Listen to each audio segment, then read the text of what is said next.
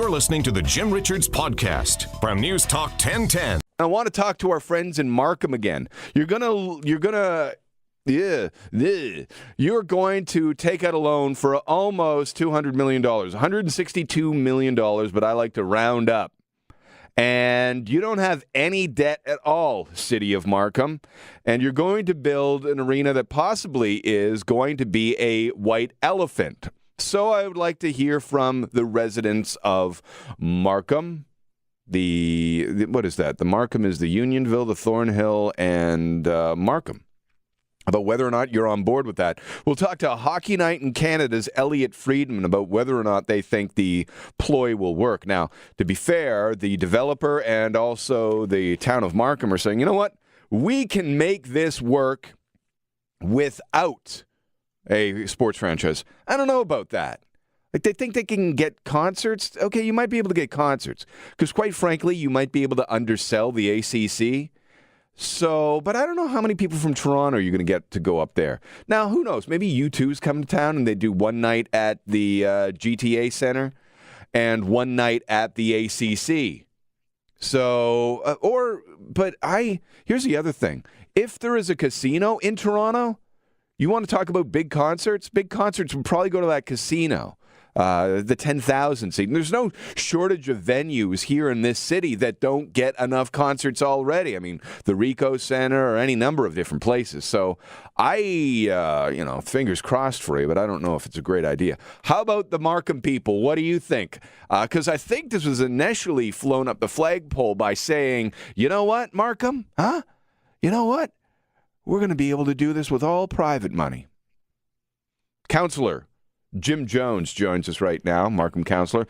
Mr. Jones, thank you very much for your time. Thanks, Jim. I appreciate your time. Do you know where I grew up, by the way? Markham? Well said. Was that just a guess? Yeah, it was, but... And why would I ask if it... That's right. Yeah, you know where... You want to now guess what street? You won't be able to do that. No, I wouldn't guess. So Squire Baker's. Oh, Squire. That's in Old Town of Markham. Old Town of Markham. Yeah. By the old arena. Not too far from where I used to live when I first moved to Markham. All right. So how long have you lived in Markham? I just kicked around for a while, Markham styles. 71, yeah. and then 3.5 years in Edmonton, 76 to 80, and then back to Unionville. Back to Unionville. Yes. Yeah. All right. So you were one of two councillors that voted against taking a loan out for $162 million to pay for your end of the GTA Center, what it's been dubbed so far. That price tag will probably go up. None of these things ever come in on budget, so it might be more than that. And at the end of the day, the people of Markham might be left holding the bag.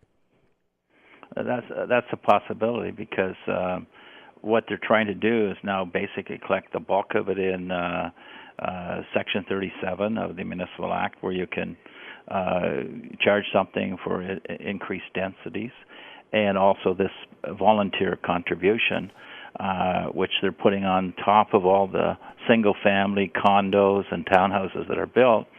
And there's a good, strong chance that the Builders Association and the builders will take us to the OMB and challenge the legality of this. And really, when you think about it, this is a terrible precedent that we're setting for the whole GTA, because once other councils get wind of this, this is how they'll finance projects that are not, over and above the what you can charge in your Development Charges Act. In a minute, I want to ask you what course of time do you think that it would be paid back? We're with Markham Councillor Jim Jones. He's one of two councillors who decided to vote against taking a loan out for $162 million to build what looks like it'll be a great facility, but without an NHL franchise, I tell you, it's going to be a white elephant. Yesterday, Markham Council agreed to take out a loan for $162 million. What would they do that for? Here cometh the brand new GTA Center. It'll be called the GTA Center until they sponsor it off, folks. That's the way that'll work. And then it'll be called, the Coca-Cola Center, or any number of different things. But anyway, it's their half, the city's half, of paying for the construction of this brand new arena. A size like the ACC.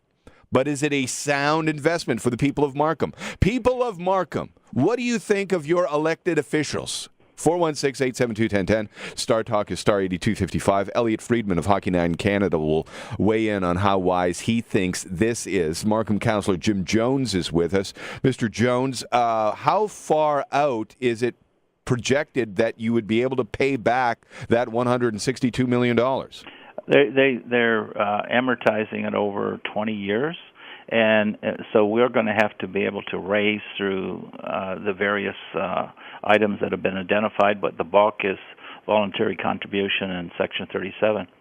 We're going to have to raise $248 million to cover this $162.5 million. $248 million over 20 years. That sounds like it's doable, but how onerous will it be on developers? Will it dissuade anybody from building in Markham? I mean, there's a bit of a boom going on right now. Well, we have the highest development charges in the GTA now. But it hasn't stopped anybody.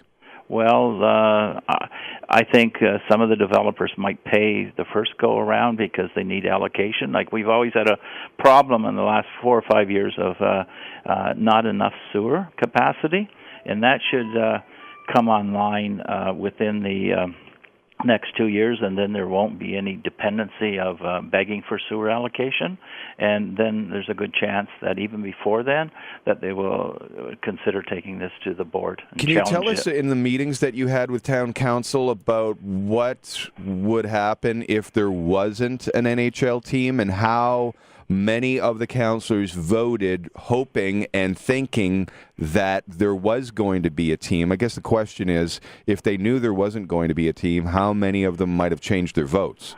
I think that we're well aware that you're building this with the possibility there won't be a team.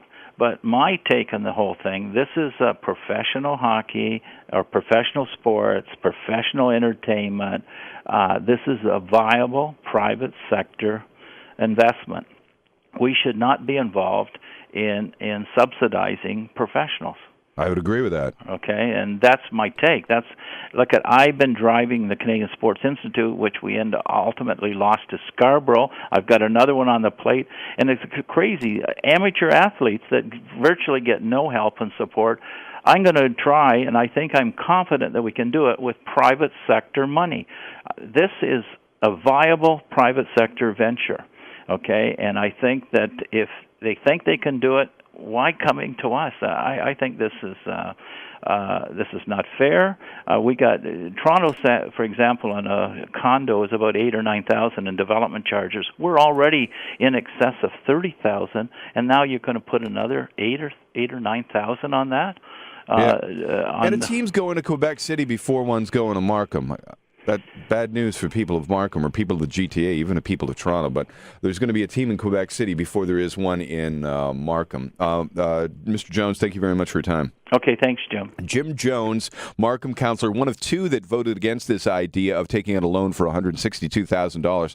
By the way, I should be saying $240 million because, as he pointed out, that's what it will be to pay it back. So, although we do know how loans work, so maybe I didn't have to specify that. Let's take a couple of phone calls before we hear from Hockey Night in Canada's Elliot Friedman, who will join us. He's about to board an airplane, and he will join us prior to doing that. He's going to Philadelphia. Here is Britt. What call did you want me to go to first? Let's go to line one. Karen is on NewsTalk 1010. Hi, Karen. You're on line one, by the way. Hi. Fantastic. Regarding the arena that's coming to Markham? Yeah. Are you in Markham now? I live in Markham. Yeah. Agree with having the arena there. I don't want to pay for it. I don't think the taxpayers should be on the hook for it. Even if it's not going to affect you to the extent that it will be new development that will be charged in order to raise it? It will affect us. The meeting that I went to on Friday, the conversation Andy Taylor said it was $32 an increase, worst case scenario, over 5 years. The council meeting last night, it was now $160 over 15 years. Well, hold on. $116 a year or over the course of the year? No, $160. Our property taxes could increase $160 per year for the next 15 years. Yeah, that's not worth it. No. Does anybody think that's worth it? That's garbage. Ching. Here's Richard on NewsTalk 1010. Richard, you're a Markham resident? No, actually, I'm in Oakville, but I tell you what, I feel so bad for the people in Markham because it did not work for Hamilton. What makes them think building an arena is going to get an NHL team into Markham? There You're are all right. sorts of different examples of places that it hasn't worked, where you build an arena and you want it to come. I mean, Hamilton is the one that's easy to point out for us. So just in case people think that it's one isolated town that's done this where it hasn't worked, they'd be sadly mistaken. I agree with you. Here's Al, who is our Asian Affairs correspondent and Markham resident. Al, thank you very much for your for touching base. You're welcome, Jim. Are you a hockey fan? I'm not really. Who are you taking in the Philadelphia series? I don't know. Do you know who they're playing? No. All right. Okay, so perfect insight on this one. Did you know about the new arena coming to Markham? Yes. Are you for it or against it? For. Are you willing to pay more in property taxes? Yes. Oh, you are? Uh-huh. To the tune of $160 a year more in order to have that arena? No problem. No problem at all. You got that cash lying around? Yes. Actually, to the point of community development, I think it's a good idea because on that piece of land right now is nothing there. They try to build a community center, South Unionville Center. So if we can have private supported activity there, yep, it's going to help the city a lot. Will you go to one of those games? Probably not. Why not? But you're willing to pay for it. Al, you're willing to pay for it and you're not going to go. You're not selfish, man. Actually, Mark will go. Mark will go. Mark is your son. He's the technical board op here at News Talk 1010. All right, Al, thank you very much. Yeah, you're welcome. Thank you very much. What did we interrupt, by the way? What were you up to? Anything? Hello? Yeah? Yeah, what were you doing before we called you? Actually, I'm doing, update my current awareness, conscious awareness. Well, what does that mean? Oh, actually, I study a lot of things like human origin, the ancient stuff, and plus the ET, and plus the solar activity and science, everything. Do you listen to George Norrie? No. Okay.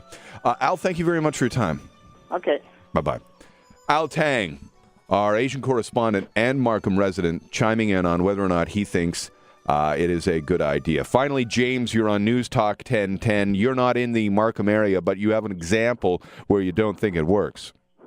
Such financing model is currently being paid back by the members and residents of Waterloo for a similar idea, a sports complex that was built with a financing model that was rather unknown to the civic officials. So everybody there is on the hook for an extra $35 a month for, I believe, 30 years. And the number there Hold on, $35 a month? $180 million. So it's been tried. They don't get an NHL rink there, and now they're paying back over a long period of time. If you want to look at a model that maybe didn't work, look at downtown Hamilton.